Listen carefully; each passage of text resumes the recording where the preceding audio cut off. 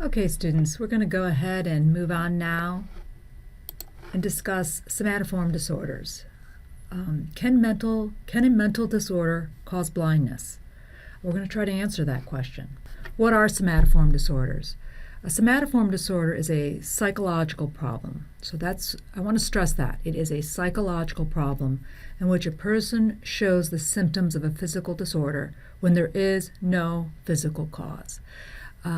If some of you decide to move on to abnormal psych or go into clinical work, one of the things that's going to be required of you when you do a clinical intake is to list out any physical symptoms.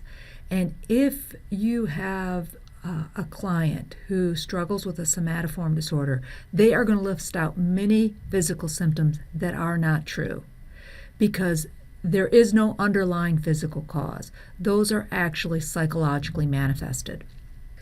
There's some different types of somatoform disorders. These include conversion disorder. This is where a person appears to have a loss of physical ability, things like sight, hearing, but it can also include things like paralysis that is related to psychological factors. In other words, there's no underlying physical reason why this person cannot see or they cannot hear, but they say that they cannot, and there's something psychologically going on that's preventing them from being able to do that. Hypochondriasis. This is a preoccupation with or the belief that one has a serious illness in the absence of any physical evidence. Believing that you're dying, believing that you have cancer. With people that have hypochondriasis, we see a lot of complaints around abdominal pain, complaints around reproductive systems, those sorts of complaints. Somatization disorder, where there's numerous physical complaints without any verifiable physical illness. Somatoform pain disorder, complaints of severe, almost constant pain without a physical cause. And then finally, body dysmorphic disorder, which is intense distress over imagined abnormalities of the body. With body dysmorphic disorder, usually the focus is on the face, on hair, on skin, an intense focus, obsessive-like focus, in the absence of any real abnormality. They will argue that they're disfigured when they are not. A more interesting symptom of a somatoform disorder is glove anesthesia. So this is where a person feels as if they have lost sensation in the arm or in their hand, when in fact there's no physical reason for that. So what are some causes for somatoform disorders?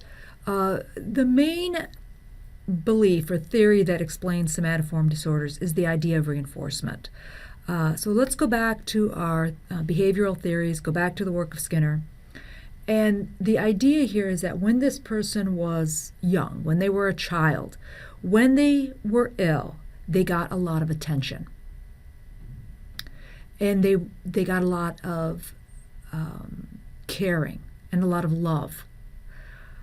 And this attention that they received reinforced the behavior of being sick or acting as if they were sick. What's very interesting about people that have hypochondriasis is that they will go to a doctor and they will have a litany of physical complaints, and the doctor will do all this tests. They may be hospitalized. They will get lots and lots of attention, and they will continue to go until the physician says, I cannot find anything wrong with you, and I am going to release you. And at that point, they then turn around and find themselves another physician. Once the reinforcement stops, they move on to the next doctor. Other theories include severe stressors. We find that some people who are experiencing a severe amount of stress in their lives, things like job loss or divorce, that stress might manifest itself in physical ways. Complaints of stomach pain, complaints of joint pain, of headaches, of exhaustion. So there are some psychologists that believe that stress, outside stressors, might manifest themselves physically. Trauma is another potential explanation. If a person sees something or hears something that is incredibly traumatic, like the death of a loved one or seeing a horrific car accident, that might cause them to experience temporary blindness or temporary deafness in order to be able to deal with that trauma. Cognitive factors. Some psychologists believe that people that are prone to somatoform disorders simply have a propensity to focus in on what is wrong. Every little pain they focus in on. Anything that a doctor might tell them that might be negative, they focus in on that. And so their thought patterns or the way that they're cognitively hooked up predisposes them to end up with a somatoform disorder. There may be an underlying biological cause. We do know that some people with hypochondriasis have abnormal serotonin functioning. That might be a cause of developing hypochondriasis. Most psychologists, when they treat people who have somatoform disorders, they use a diathesis stress model. So in other words, they're going to use a combination of factors in order to help them treat that patient. Dissociative disorders. So what disorders create sudden memory loss? Can a psychological disorder create memory loss? And we're going to try to answer that question. So dissociative disorders are conditions involving sudden and usually temporary disruptions in a person's memory, consciousness, or identity. There are three main types: dissociative amnesia, dissociative fugue, and dissociative identity disorder. Now, dissociative amnesia is marked by sudden loss of memory, especially after a stressful event. Dissociative amnesia is basically accepted in the psychological community. So if a person has gone through trauma, something they may have experienced during wartime or during a natural disaster, or maybe they've experienced a violent crime, they will have a loss of memory around the event, and they cannot bring it up. A lot of psychologists, particularly psychoanalysts, would argue that what they are doing is they are repressing that memory in order to be able to deal with the trauma. An example I typically use for students is if you've ever been in a car accident, a serious car accident, often you won't remember the event itself. You'll remember what happened up to the event, and you'll often remember what happened afterwards, but the event itself you cannot remember. A dissociative fugue, where you experience total amnesia and the assumption of a new identity in a new locale. A classic example of this is The Runaway Bride.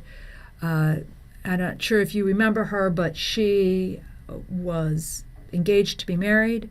They had a huge reception planned. Over 300 people were invited.